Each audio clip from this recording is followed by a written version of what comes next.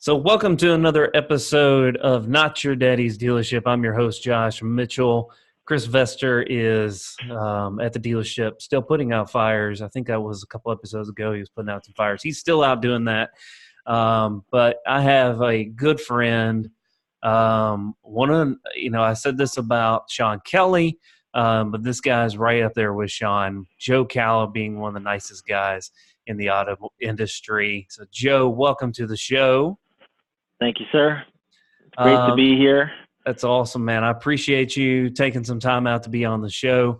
The whole premise of this show is to talk about things that the industry has changed.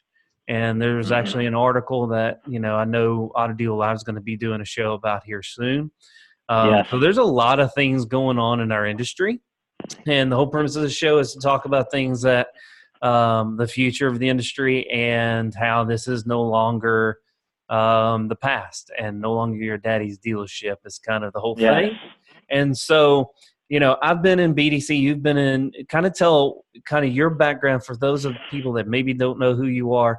Tell a little bit about your background, where you come from and where you got started in the industry. Absolutely. Yeah. I started in the industry in 1993.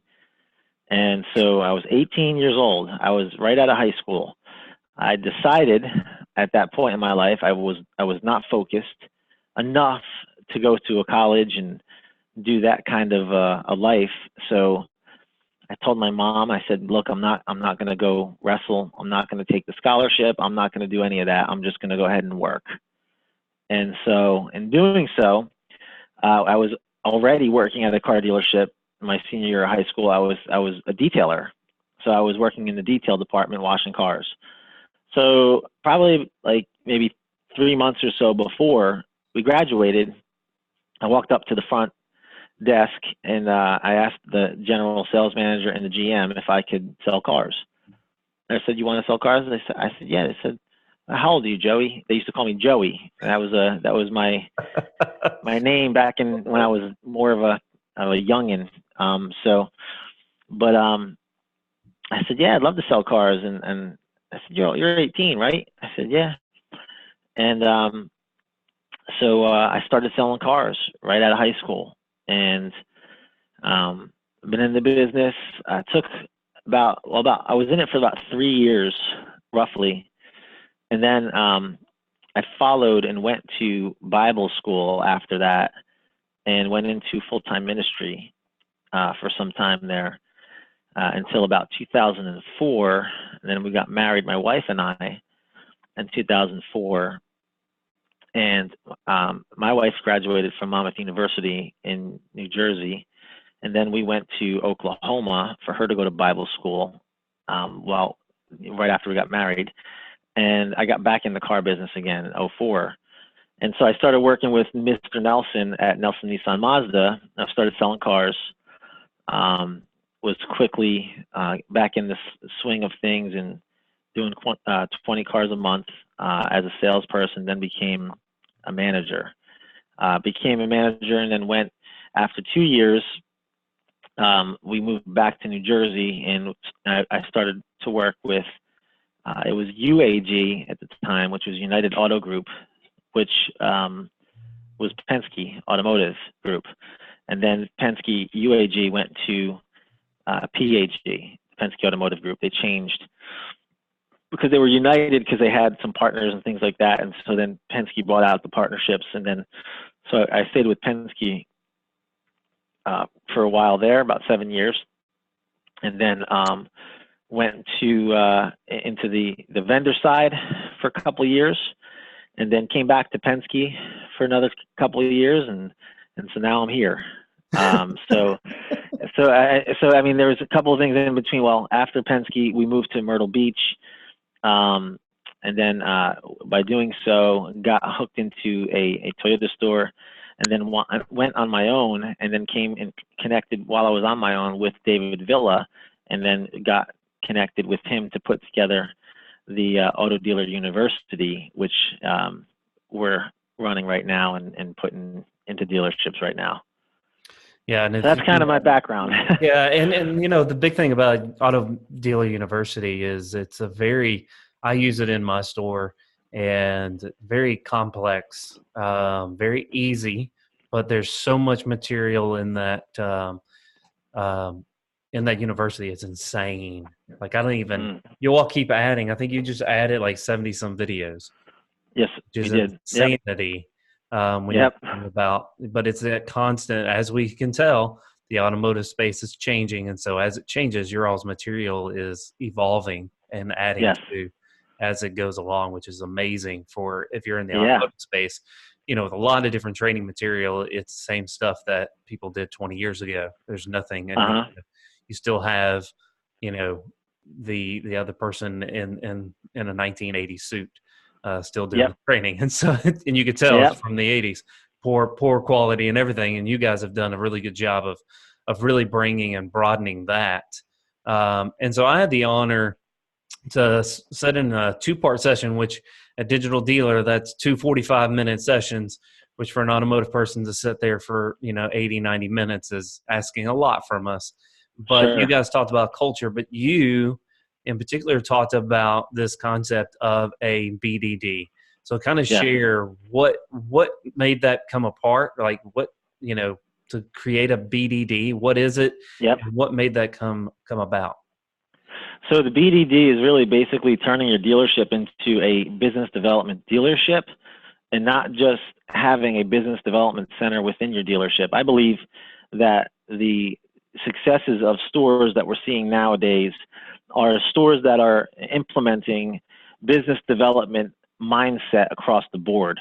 In other words, it's not just about a BDC inside a store, it's about having that mindset that the BDC has and using that same standard that you use to measure the results in your business development center with to measure the same standard against what your salespeople are doing and what is happening on the floor. I just have seen too many stores that hold the BDC in such a high standard for productivity, continued making sure that they're in the CRM, using it, maximizing it, sending emails, sending text messages, making phone calls, using video.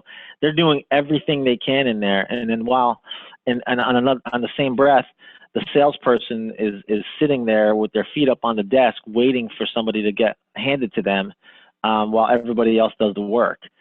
I feel like, again, not all stores act like that, but I've seen stores that actually do that, and it creates an animosity between the floor and the BDC department.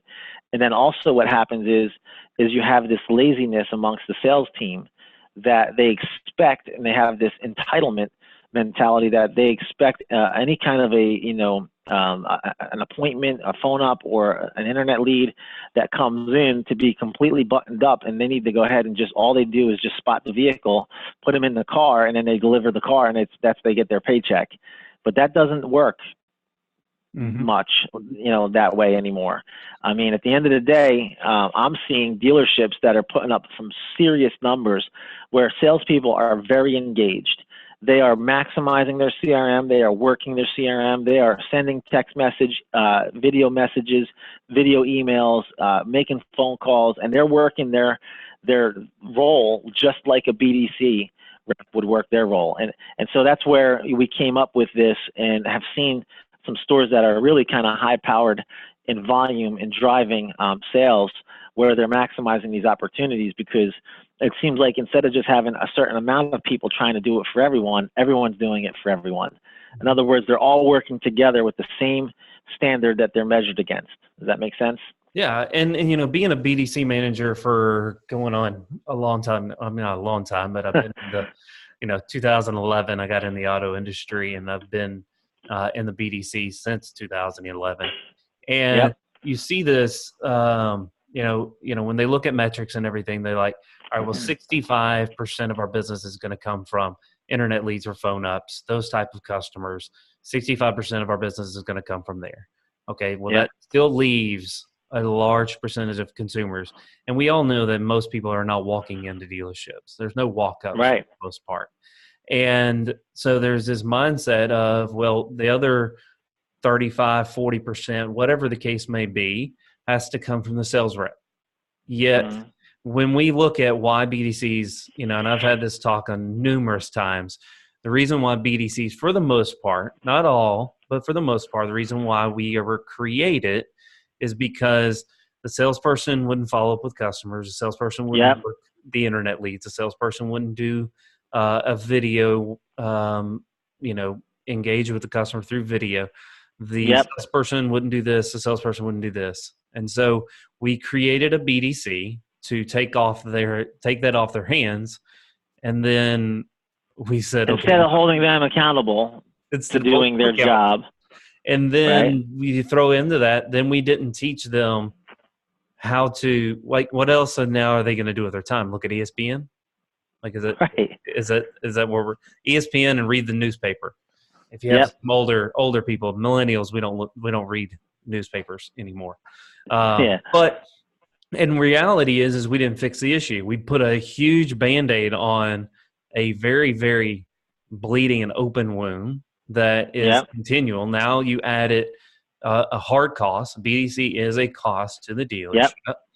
And now we've Yep. added this cost, and we still pay the salesperson the same amount of commission. And we Hmm. take all these responsibilities, and we wonder why the heck we still have the problem. Yeah. You see You're that right. more and more in a lot of dealerships. Right. And And so, you have a BDC in your store, mhm. in all your stores. Yep. So tell me this then. Do you feel, as when it comes to your stores, do you feel that you've experienced some of that frustration before? And obviously, like, how do you guys make sure that doesn't happen? And how does that make a change for what you guys do when it comes to your BDC and how they interact with your sales team? Yeah, Just curious. it's you always have that issue when you come into a dealership. I've come into two different dealerships and started a BDC, which in turn all of a sudden creates animosity towards the BDC because now you're taking my leads or whatever the case may be. Yep. And developing that relationship, I've done a really good job, and I equipped my people to create those relationships with the salesman, that this Yeah. is a working relationship. This is not the sales team versus the BDC. This is the sales team. Yes. The end. Right. We all have to work hand in hand, because if we're not successful, they're not successful. If they're not Yep. successful, we're not successful. And Yep. so you have to create an understanding, like, we have to lean on each other. And I think that's the Hmm. big thing. You have to have that conversation where we're not taking, we're actually giving more. We're giving you more opportunity. We're going Yes. to continue to do the things that we do, but we have to make sure you do what you do. And here's what we need from you. Set that Yep. expectation. Like, here's what I Yep. need from you. When I hand this over, that means I've done everything I can, and I need your expertise, because there's a huge difference. Not a huge difference, but there is a difference between a salesperson and a BDC rep. And there's certain Yep. things that you need to hand off to the person who's going to do the selling of the car. I And so agree. creating that relationship, and it's not ever perfect by any stretch of the imagination. We've had some Yeah. issues here and there, but I Yeah. think hitting them, I think a lot of times there's no communication from upper management that this is what Yeah. we're doing and this is how we're going to do it, and creating a Yep. process where everyone's included in the process. Because I think a lot of times Agree. when you do top-down management, a lot of times when we talk about process, it's whatever we came up with in a boardroom that has Yeah. absolutely, that we have no touch into it. And so Yep. I've always gotten from everyone's perspective. Now, sometimes it is complaining. We all have to understand that there is Yeah. some complaining that happens. You have to read through that. But Sure. I think you have to understand from each side what the pain points and how each side can eliminate that person's pain point and the other person's pain point. And so when Yeah. you look at it, when you realize that if you just have a conversation and you put it out on the table, and everybody realizes that if we all come together, we all win. If we fight Yeah. each other, we all lose. Yep. Once you've had that conversation, it becomes less of an issue. You're still going to have things come up. Like, there's Yeah. never anything perfect, but at least Right. then you have the ability to have a base of where you're going. Because a I lot of agree. times it's just, we have a new BDC, they're going to handle all your leads. We need you to do prospecting. And then we don't teach them how to prospect. Right. And then we've Just, not even yeah. trained them properly on the CRM. Like the only thing they know how to Yeah. do, hopefully, is put a customer in and get the paperwork taken care of. Right. Right.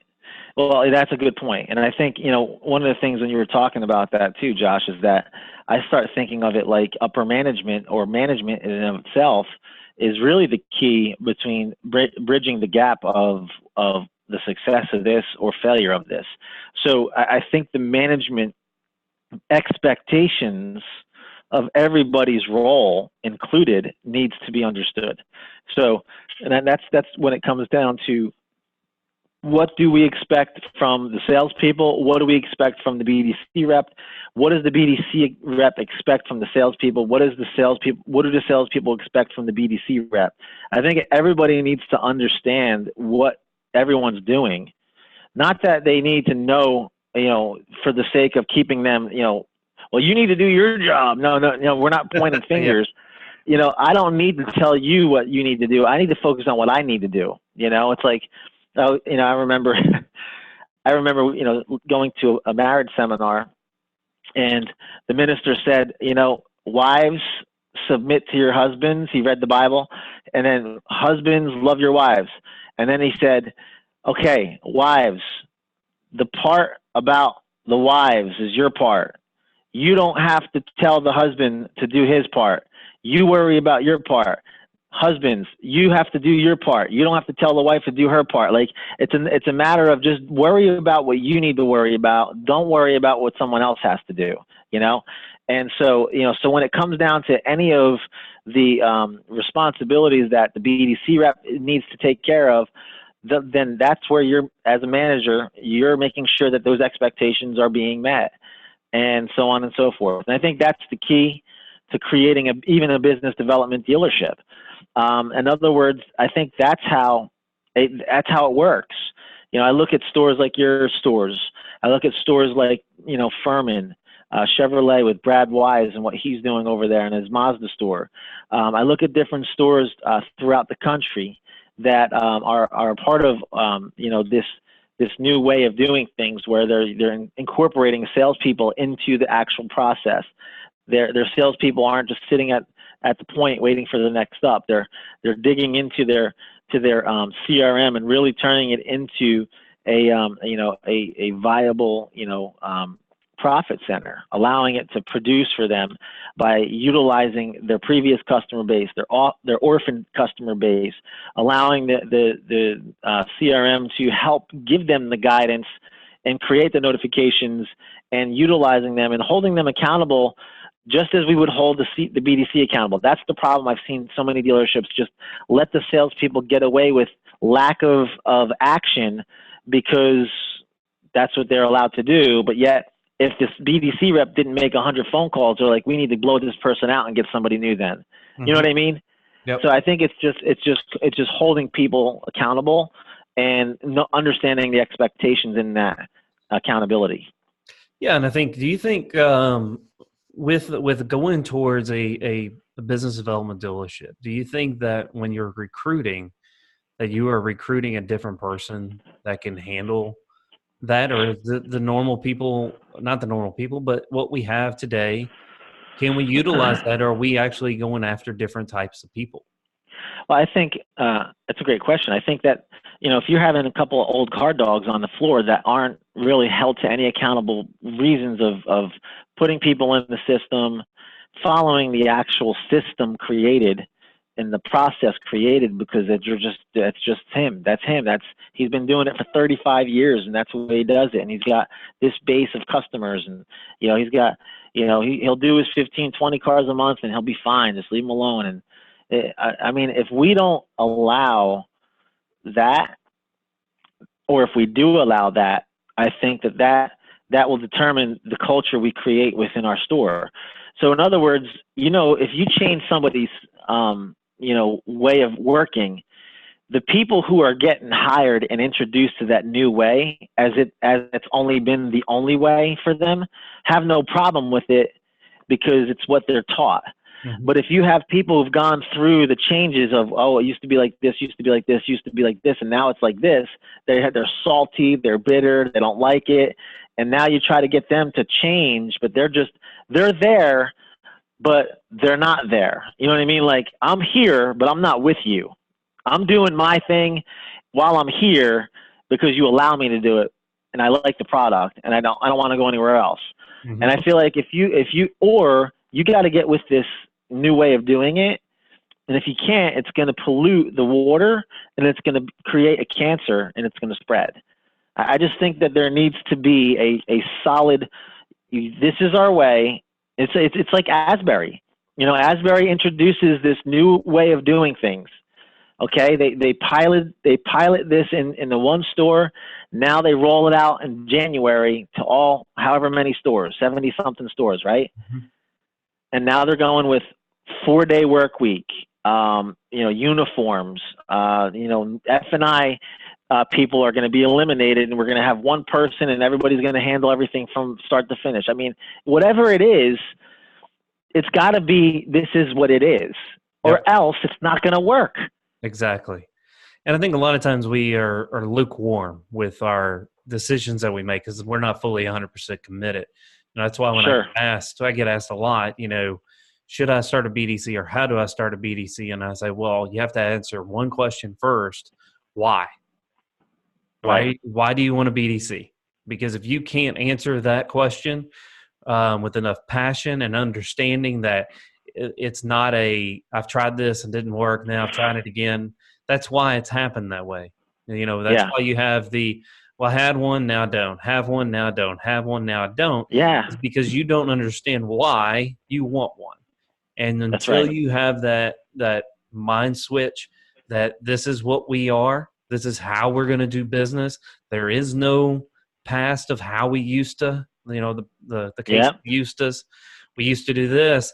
Yeah. Until you get rid of that, then you're never going to have a successful BDC. You're going to always in the back of your mind think, well, if I cut that cuts this amount of money off of my P&L. Yeah. You're done. You're done at that point. Yeah. And Yeah. so with Asbury, the great thing about that is that some people are going to disagree, some people are going to agree. I'm very passionate about that conversation about change and disruption in our industry. Sure. And some people are going to disagree. Some people think we're all of a sudden becoming the McDonald's of the industry now. Like Asbury's going to become McDonald's of our industry. Hmm. And the problem with that whole thing is change is coming regardless if you like it or not. Right. Our consumers have changed quite a bit. And the Yep. way that we've done business isn't exactly been a very consumer centric place. And No. what do you think? Because like when you think about what Asbury's doing, they're going towards like this mindset of a sales manager goes from sales manager to F&I manager, eliminating F&I manager. So we eliminate a lot of the chaos that happens between paperwork and the deal. That becomes more of a business development dealership. There is none Yep. of this hand off this and hand off that situation. Yeah. You think that's more what they're trying to go for is more of this whole development of business as a whole? I think so. I think it's trying. I think they're also trying to remove steps. In other words, it's elongated. It's like this long, like I remember when I was in one of my stores, we had like they buy the car, they say yes, right? Then they sit with the customer relations manager. Then they go to the aftermarket sales. Then after that, they go to F&I. Then after that, they go to the delivery coordinator, right? So it was like step, and that's fine. But I feel like they're trying to say, okay, let's you have a salesperson, and then you have the manager, and that's good. Let's just keep it like that, I know there's one store, a friend of mine, they're doing 1 hour, one salesperson, and then that's it. I mean, one manager. I mean, like it's all one. Like that's their whole thing. So they're doing like after they select the vehicle, 1 hour delivery after the vehicle has been selected. You know what I mean? Between paperwork, there's no F&I manager anymore. the salesperson's basically, bringing them the menu that's already, they're putting everything in the screen, they're turning the screen around, the screen's got everything in there, and then the salesperson's just going through that. When it comes, there's one person that's over, like the director of the finance side of things when it comes to the banks having to get, paper bought and all that kind of stuff. There's that person if they have to go beyond that, but they're trying it, they're doing it. I mean, I don't think they're trying it, they're just doing it, and it's a dealership in Tennessee. I think they're trying to ease the pain of the experience for the customer in a way that, all the salespeople are on commission. They're all salary. And then they have, I think there might be some unit bonuses and things like that drive some of it to continue. I mean, a lot of stores are not in that, and they're not going to do that. You know what I mean? I start looking at this 4-day work week, for Asbury. What are my thoughts? I think for me, and I'm trying to look at it in my way of trying to understand it. And I'm thinking you're going to have to probably staff up more, because you're going to have, you're going to have different shifts that cover those 4 days. You know what I mean? So to cover the gaps, I think you're going to have more people in order to do that. And so for me, I don't know. I like it. You know what I mean? I like it. I think I like the fact that for me, I would love to have the ability to have 3 days with my family and then work 4 days. Those 4 days look like 12-hour shifts. Mm-hmm. And if that's okay, and if that's what it is, I get it. I mean, that's cool for me. I think for me, it's the issues that I have with certain things on that side of things is that we're trying to fit everybody in one box. Like, here's your box.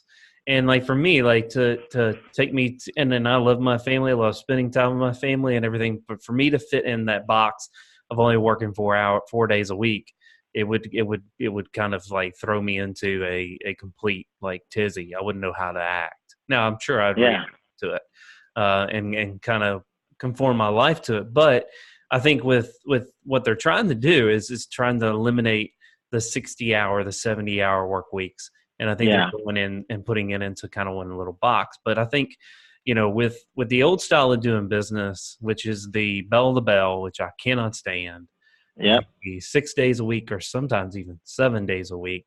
And at the end of the month, we have to work no days off because it's the end of the month. We have to try to cram as much as we possibly can because I need you to call that customer that I said no to on the 1st. I need you to call them on the 30th because we can do the deal now, even though we can do the deal now. We could done the deal on the 1st. And we're hoping, praying to God that he hasn't purchased yet. And we didn't piss him off that much. But the thing is that like we have to change the way that, for me, I'll work my 45, 50, 60 hours a week because it's who I am. But I think you have to allow a certain people, females in our industry, mothers that are in our industry, fathers that are in our industry, that would be in our industry if we had more ability to conform to a better type of schedule. And I think that's the huge thing is that we have to take that leap of it's not this dog eat dog world, man's world type thing where we have to beat our chest because I work 70 hours a week, even though I haven't seen my family. I'm not in good health because, our industry is really good at feeding us pizza and burger and whatever we scarf down. Like we don't take lunches. It's whatever we get. So it's a very unhealthy lifestyle, but we beat our chest because we did it. Like, okay, congratulations. But you're not doing your consumers or your long-term career and health any good working that type of schedule. I mean, it's not going to be good for you in the long haul. I don't think anybody can do it for years and years and years and years and years. But I do think like Asbury's trying to really conform into what I would consider more of a business development type of dealership and really conforming to a new way of doing business, and really not a new way of doing business, but the way to do business. Sure. And I'm okay with that. I like the fact that they're trying to create a better, it seems to me, a better experience for the customer and a better life balance and work balance for the employee thinking of, life outside of the dealership, allowing them, when you think about a 4-day work week, for them to even institute that in the car business, it makes you say, wow, that's pretty cool that they're attempting to figure out. I think because when you think of some of the people that have been in the industry and then left the industry because of other different stresses and pressures of the old way of the industry, that there's probably been a lot of good people that could have done a lot of good in this industry if they were allowed to, do certain things or be able to do certain things that may open up for them now in an industry that looks like an Asbury, type of plan, versus the old plan of doing it, like you had mentioned, in many different ways. But I mean, at the end of the day, I still get the fact that we are in business, and even as owners and dealer principals, they have a business to run too, and they have bottom lines, and they have numbers that they're chasing and things like that. So I just think it's interesting to see now them try to go and create a model that allows people to still do the things that they need to do to achieve those numbers and to hit those margins and profits and whatever else is necessary.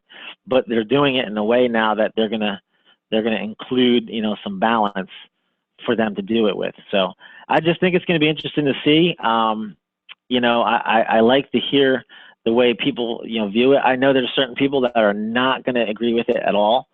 There's the people, like you said, that are just going to 5-6 day week, a week, or 6 day a week, or even 7 days a week. They work their days off and, things like that. I mean, I'll be honest with you. If I was in the business again, it sounds like it'd be a cool thing to try to be a part of, but there's always an up and down to everything. There's always going to be that, yeah, you're doing this, but you still have to do that. And some people are still going to complain no matter what. You can give them a 3-day work week and they're going to be ticked off about it. You know what I mean? Yep. So I just think, you find the place that works with you and that you can fit into your life schedule and understand what it is and what they expect of you. And you give 100% no matter what it is, whether you're working 4 days a week, 5, 6, whatever it is. I think it's just a matter of, taking that and giving it your all and being the best that you can be, training, building yourself up in your skill set and your responsibilities, being the best that you can be in that responsibility and in that role, and creating the greatest results for the dealership and for your personal life. And I think that that's the key behind that type of a model, even for business development, dealerships and business development centers. I think that's the key. Yep. And I think with business development dealerships, if you're going to do it, like, you have to, it's going to take baby steps. If you've not been that type of dealership, it's going to take some baby steps. And I think that's where you have to start. Like, if you've been years and years and years of not making your salespeople put notes in the system, do any type of data mining, trying to find customers, like, there's going to be some hiccups and some training that's going to go about that. So last but not least on that, how do you start? Like, I know I picked up some of those things, but how do you start to cultivate that culture of being a BDD? I think it starts with the management, getting next to your salespeople and start showing them how it looks. In other words, you take your salespeople and you sit down with them as a manager and you dig into their actual workflows. You go into, whether it's Dealer Socket, Vin Solutions, eLead, or whoever, that you're using for your CRM, and you start making the what it looks like for a salesperson. Digging into, okay, here's John Doe. All right, John, so what's going on with John Doe over here? They were in 2 days ago. They were looking at this 2017, pre-owned, Toyota Camry. What happened? Oh, it's a market showroom visit. What happened? There's no notes. So I don't know what happened, and I want to help you, but I can't help you because I don't know what happened. Well, this is what happened. Okay, he went here, he went here, he went here, he went here. All right, come here real quick. I want you to type everything you just said to me. After they tell you everything, I want you to type it out. And they start typing it out, right? And then they get ticked off at you. right? They're getting mad at you. Now they're sitting there going, "What is this ridiculous? Why are you doing this? Why I have to be babysat?" Like, no, you're not being babysat. This is just what we do now. In order for you to be able to maximize your income, your opportunity, and everything that you have as a sales manager, we're going to go ahead and I'm going to show him or her what they need to do, and I'm going to do it with them. Because now we're going to put the notes in, and then I'm going to say, okay, cool. So where did we leave off? Don't just put the negative things too. In other words, too many times all we see in the notes is, you know, cosigner needs a cosigner, cosigner needed a cosigner, and your vehicle is 15,000 upside down, you know, and they can't buy whatever. That's all you see. You don't know anything except the negative, right? No, we need to say, okay, work numbers. Customer wants to be at 350. We were at 425. They need 2,000 down. Bank's approval is at $2,000 down. What, you know, we need to understand where we left off in the deal in order for, so basically it's like having a save a deal meeting every day, but making sure that they understand the importance of why they put the notes in, why they work through their CRM, why they maximize their CRM. And then as a manager, I'm going to make a phone call with that customer. Because here's the thing. I would sit with salespeople all the time, and they would say, well, they can't do, they're not looking to do anything until then, or they don't have any of this, or they give me all the excuses because they're sold as to why that customer can't buy. To me, it's all Charlie Brown's parents. I don't hear anything. I'm like, okay, cool. Just like as a customer would tell me they're not buying today, I still go through my process, right? And that same customer ends up driving home in a car many times. So it's the same thing now. I'm going to sit down and make a phone call to the customer. And many times it's exactly what the salesperson says. And many times I'm able to come through and find an opening that gives me the opportunity to set an appointment and try again. Mm-hmm. And they see that. And then I'll get my teeth kicked in sometimes. I'll get hung up on. I'll get told no. The same exact thing that they did. And they'll see me fail. They'll see me not be able to turn it. But at the same time, then I put the notes in. Made an attempt, did this, did that, and then they see what I do, and then they see how I set the next action.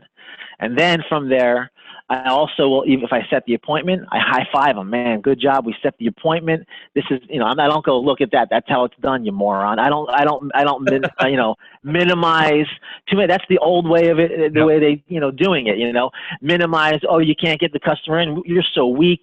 Why don't you go get me a salesperson who could work, you know, instead of doing that and making them feel, you know, emasculated or whatever else is necessary for that sales manager to feel better about themselves, you know, that sales manager needs to come alongside them as a coach, bring them up, teach them what it looks like to have a dealership, a business development dealership mentality and a work ethic to be able to create the results that you're aiming for. That's what I believe is going to bring it. And that's what I've seen bring those stores up. And look, man, it's work. It's a lot of work. It's a management from your feet, not at your seat management. So I say that in a way where you're managing now with them, not pointing the finger, telling them what to do. You're actually sitting down with them and doing it. So it's a different management style. Some of the managers that are in this business will never do that because they worked their way from the salesperson up to the manager, and now they can relax, and that's what they want. And some stores will let them do that.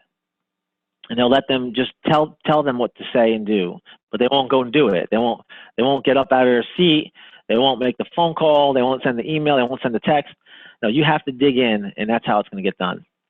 Yeah, and I think with getting in there in the trenches with them and failing in front of them and having successes with them, I think that's where you create this culture where if you say, "Hey Joe, go run through that wall for me," he'll go do it in a heartbeat because 100%. now you've created this culture where it's all of us are going to win or lose. We're all in it together.